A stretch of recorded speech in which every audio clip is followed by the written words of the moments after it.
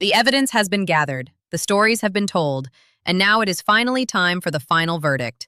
Stay with us for the ultimate resolution, where justice is finally served to those who deserve it. Hit subscribe now and witness the end of the journey. My mother looked me dead in the eyes at the front door of the venue and said, "You weren't on the final list. You need to go home." Then she turned around and walked back inside like she hadn't just told her own daughter to leave her brother's rehearsal dinner. My son was standing right next to me holding my hand. He was 5 years old. He had been practicing his ring bearer walk for 3 weeks.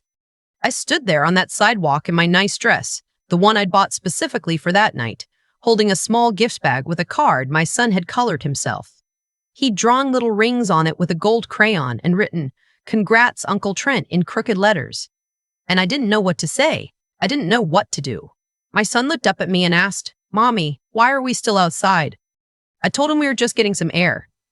We stood there for another minute. Then I picked up the gift bag, took his hand, and walked back to the car. I need to explain something about my family before any of this makes sense. My brother Trent is the youngest of 3.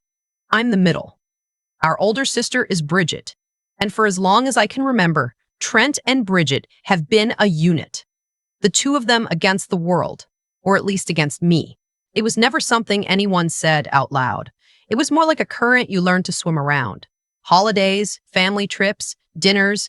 There was always a moment where I'd realize I hadn't been in on some conversation, some plan, some joke. I'd learned to let it go. I had a good life, a husband I loved, a son, Micah, who was the best thing that had ever happened to me. I didn't need my family to be something they weren't. But when Trent got engaged to a woman named Paige, I genuinely thought things might be different. Paige was warm and funny, and she made Trent better. She was the one who called me after the engagement to ask if Micah would be their ring bearer. She said she'd always imagined having a little kid carry the rings, and Micah was the perfect age. I cried a little, honestly. It felt like being let in. For 8 months, Micah talked about being the ring bearer. He practiced walking slowly. He practiced holding a pillow. He asked me at least 40 times if he got to wear a suit. I told him yes, every time, and I meant it. Then, 6 days before the wedding, I got a text from my mother. She said there had been a change in the ceremony, that Paige's cousin had a son who was also 5, and he would be taking over the ring bearer role. She said it was Paige's decision, and she hoped I understood. She added a little note at the end. "Micah can still watch from the pew. It'll be just as special for him." I stared at that text for a long time. I called my husband Derek at work. He came home early. We sat at our kitchen table and talked about it for an hour. I wanted to call Paige. I wanted to understand. But I also knew there was something off about the whole thing. My mother was the one telling me, not Paige. Why would Paige tell my mother to tell me? Why wouldn't Paige call me herself? I texted Paige directly, asked if we could talk. She didn't respond for 2 days. When she finally called, she sounded strange, strained. She said she was sorry about Micah, that it was complicated, and that she really hoped I would still come to the rehearsal dinner and the wedding. She kept saying, "It's complicated," without explaining what was complicated. I asked her point blank, "Did you decide this, or did someone else?" She went quiet for a second. Then she said, "It's just how it worked out." I let it go, or I tried to. I told her I would be there, and I meant it. I told myself that Micah was 5, and 5-year-olds are resilient, and it was one afternoon, and it would be fine. I did not tell Micah his role had been taken away. I know that sounds strange, but he'd been so excited for so long, and the wedding was in 6 days, and I thought, stupidly, I know, that maybe I could talk to someone before then. Maybe I could sort it out. Maybe it was actually a misunderstanding. I did not sort it out. The night of the rehearsal dinner, Micah wore his little button-down shirt and his clip-on tie. He'd picked them himself. In the car on the way, he talked about how he was going to walk really, really slowly so the rings didn't fall off the pillow. I nodded and said, and held it together. And then my mother met us at the door and told us to go home. The venue was a private room at a restaurant about 40 minutes from our house. It wasn't a huge place, I'd say maybe 30, 35 people. Not a massive event, but apparently, according to my mother, it was immediate family and the wedding party only, and we had not been included in that list. I was Trent's sister. Derek was my husband. Micah was their nephew, and had been, until 6 days ago, the ring bearer. But we were not immediate family. We were not on the list. My mother said this to me calmly, like it was reasonable. I got Micah buckled into his car seat. I put on a podcast so he'd have something to listen to. Then I sat in the driver's seat and I just stared at the steering wheel for a minute. Derek called me from inside. I hadn't even told him yet.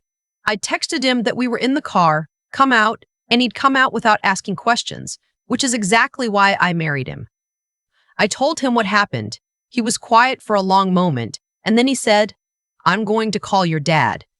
I said, "He's probably in there." He said, "Good."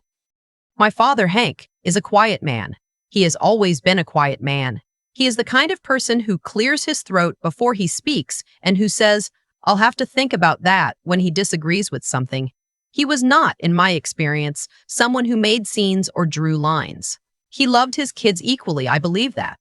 But he had always deferred to my mother on family logistics. She organized. He went along.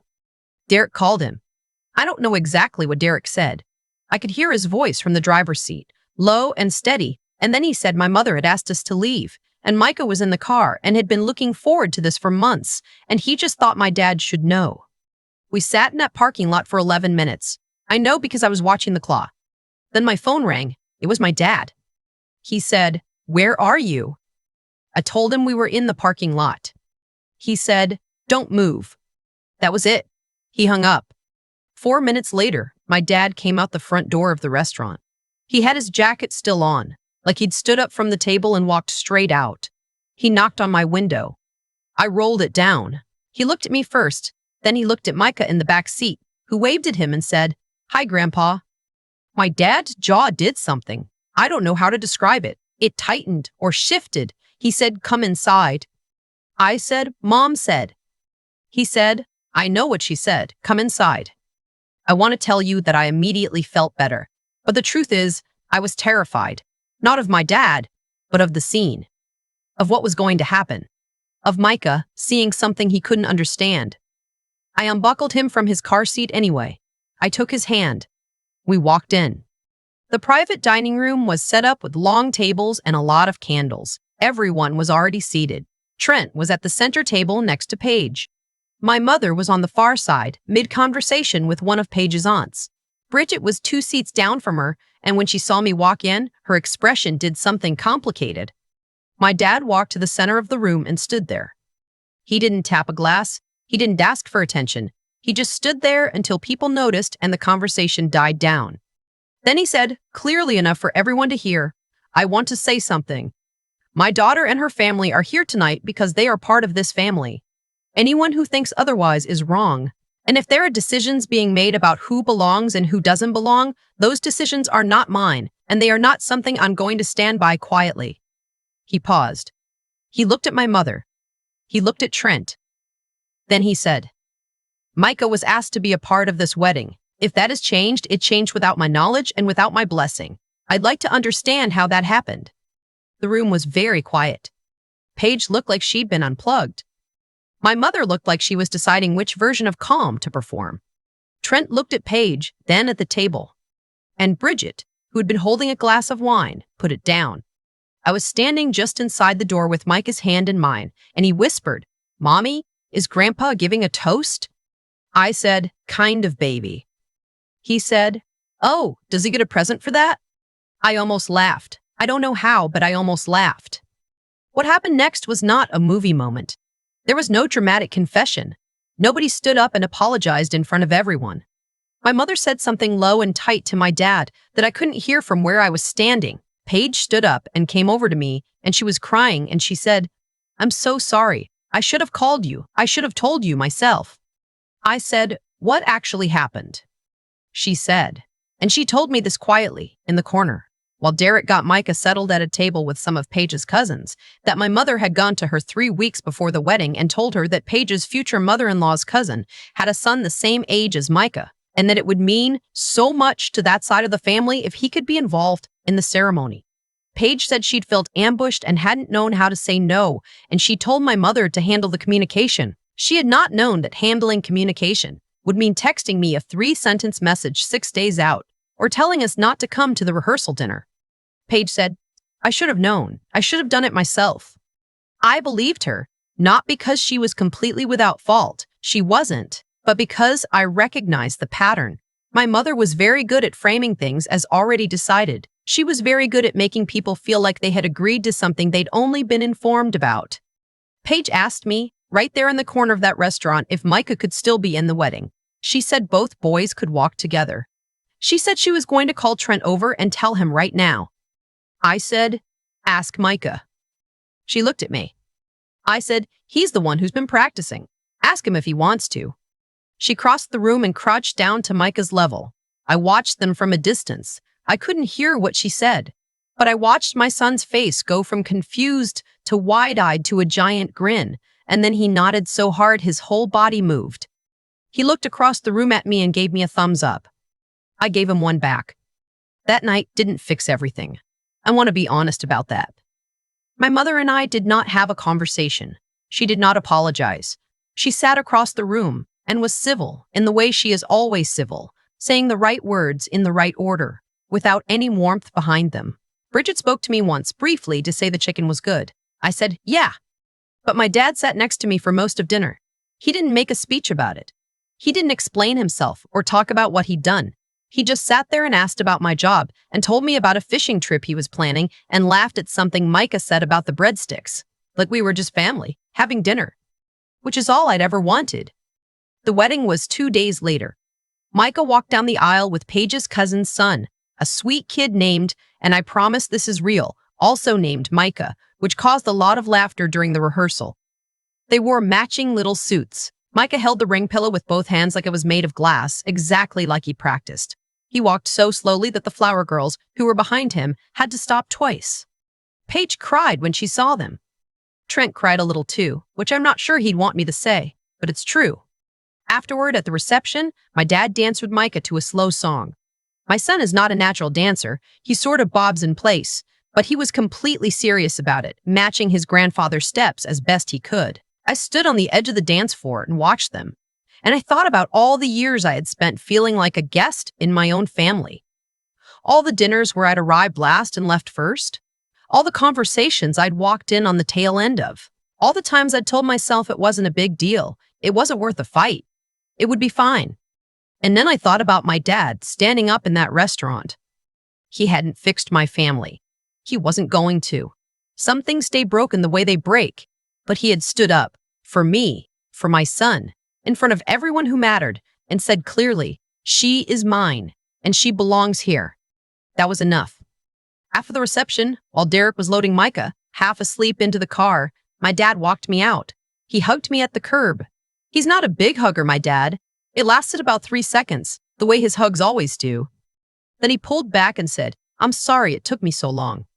I didn't say it's okay, because it wasn't, fully. But I said, I'm glad you did. He nodded. He squeezed my shoulder once. He went back inside. In the car, Micah was already asleep by the time we hit the highway, still in his little suit, the tie loosened around his neck. Derek drove, and I looked out the window. I thought about the ring pillow, how carefully my son had carried it, how seriously he'd taken something so small. He'd been ready all along. We both had. I keep thinking about Micah on the dance floor with my dad, that little bob-in-place move he does that isn't really dancing, but is completely his own. He was so serious about it. Matching my father's steps. Counting something in his head, probably. That image stays with me because it's the clearest picture I have of what I actually want my son to learn. Not the drama of that night. Not the parking lot. Not my mother's voice. Not the gift bag with the gold crayon rings on it. Just that. A little boy trying his hardest at something. Doing it with everything he had because someone he loved was right there with him. I've turned this whole thing over in my mind more times than I can count. And here's what I keep landing on. The people who behaved the worst that night weren't bad people in some big dramatic sense. My mother isn't a villain. She's someone who got very comfortable arranging things to suit herself and never had to face the cost of it. That's its own kind of damage.